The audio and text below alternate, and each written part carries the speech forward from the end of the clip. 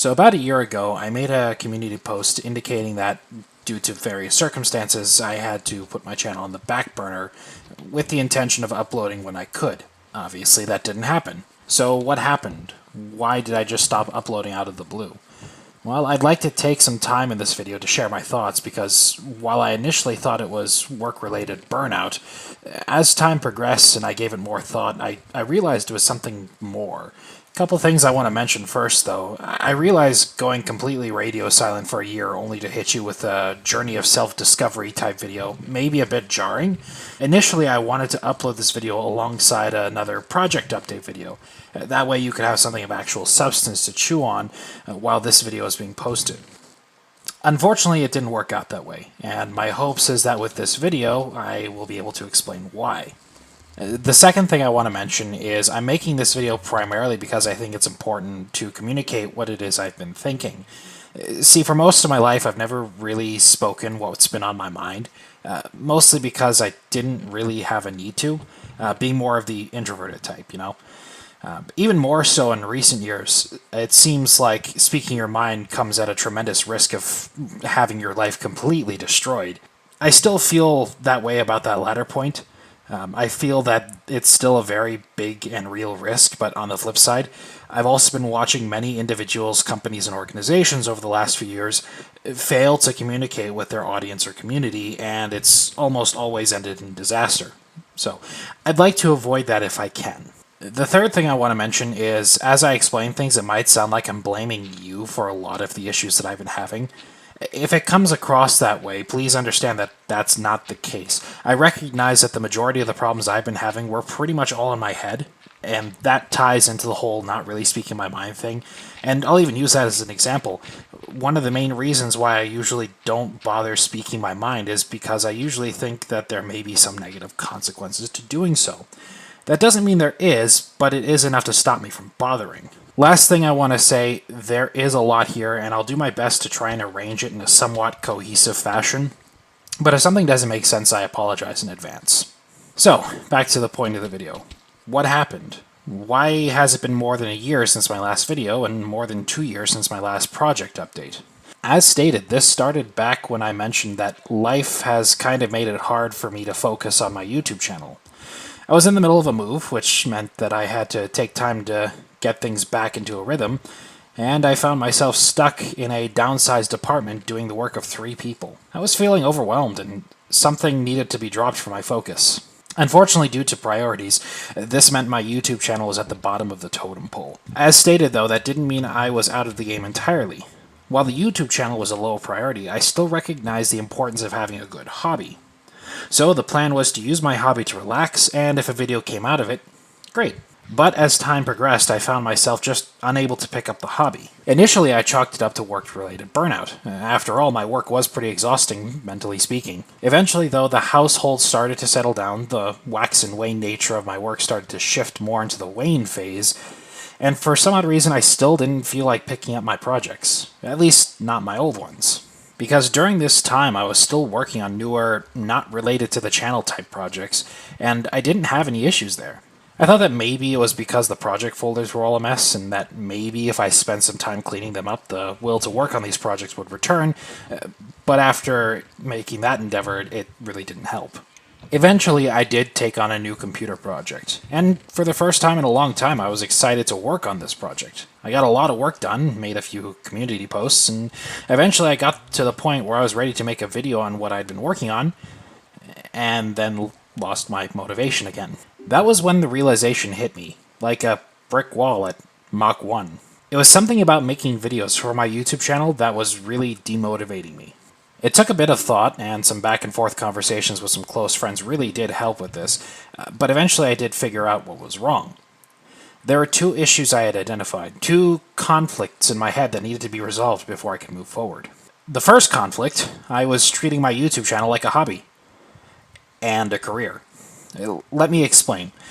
We all know what a career YouTube channel looks like. The person wakes up each morning and immediately turns on the camera. They eat, sleep, breathe, and live YouTube videos. Because the more content they make, the more money they earn. I think that's what everyone who creates a YouTube channel dreams of becoming one day, and I know I certainly did. Why wouldn't you? The allure of being paid to create videos of things you created is pretty strong.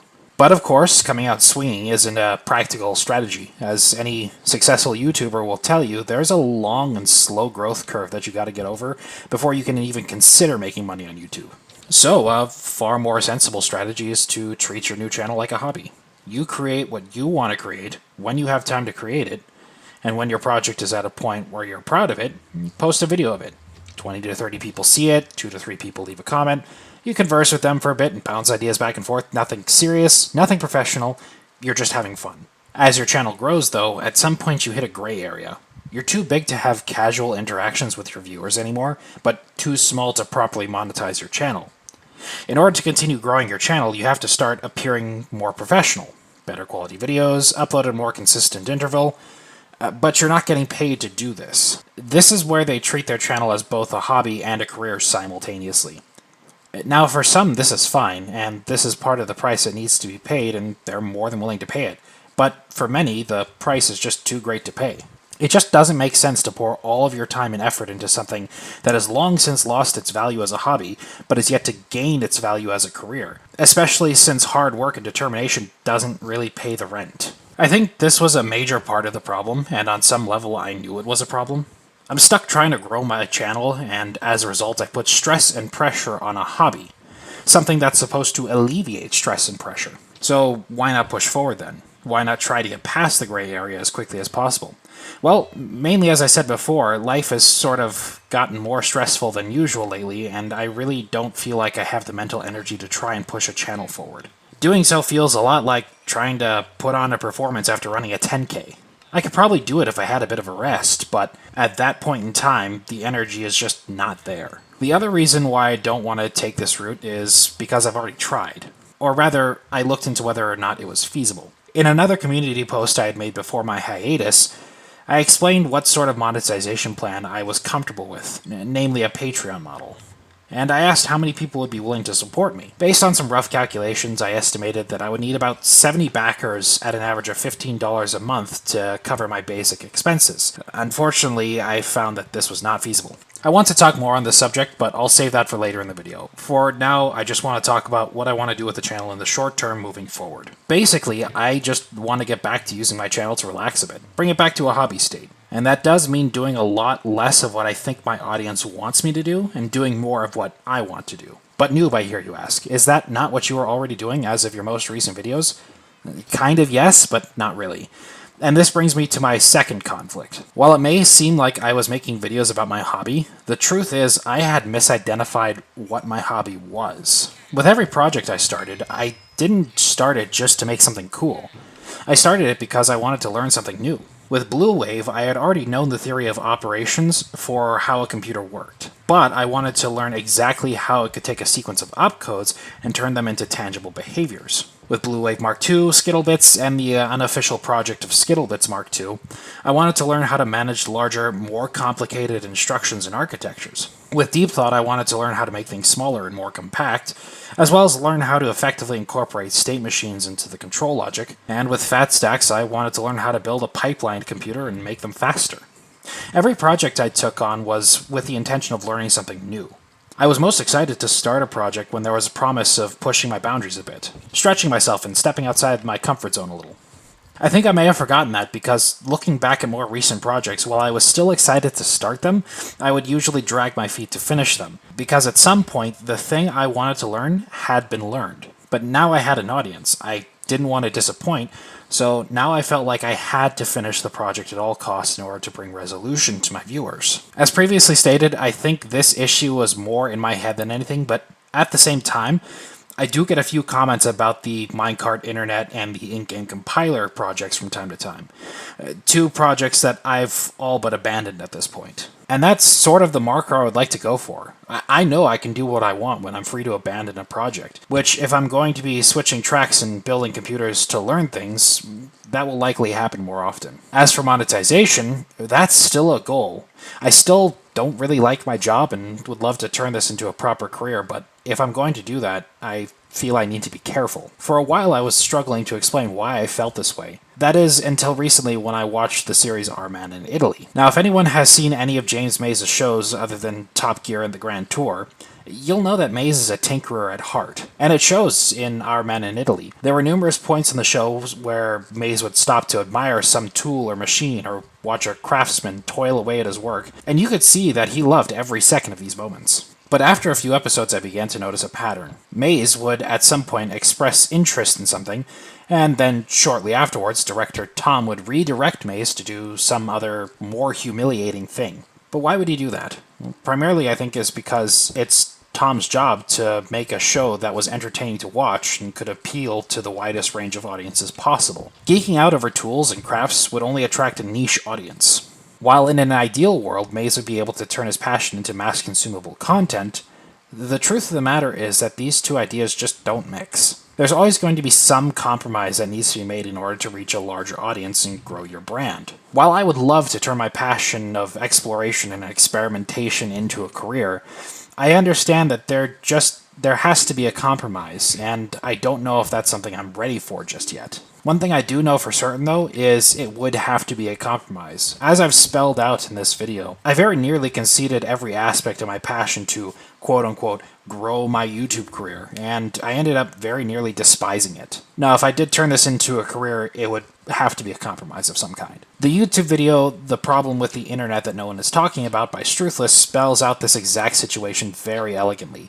If you haven't seen it, I would highly recommend watching it. But at the end of the video, he offers an interesting solution to the problem. A sort of generic compromise that ensures that the creator and the audience are both happy. And that was the idea of one for me, one for them. And that makes sense. If there's too much of a discrepancy between what I want to make and what my audience wants to see, then splitting it 50-50 is the most fair solution. Especially if that audience is paying me to create content. Of course, I think this would only apply if I started to really grow big, which I doubt would ever happen. Still, it's something to keep in the back of my mind. Now, if I was going to start monetizing my channel, I would probably start by implementing the other solution proposed by Struthless's video, the 1,000 true fans. Which really was what I was trying to go for when I initially asked if people were interested in supporting me on Patreon. Though, as it seems, if I were to start now or even later in the future, I don't think I'll be able to start a Patreon and then quit my job the next day. Now, I had been giving this some thought for some time, and one idea I had was to start allocating time to my YouTube career in phases as I gained more Patreon supporters.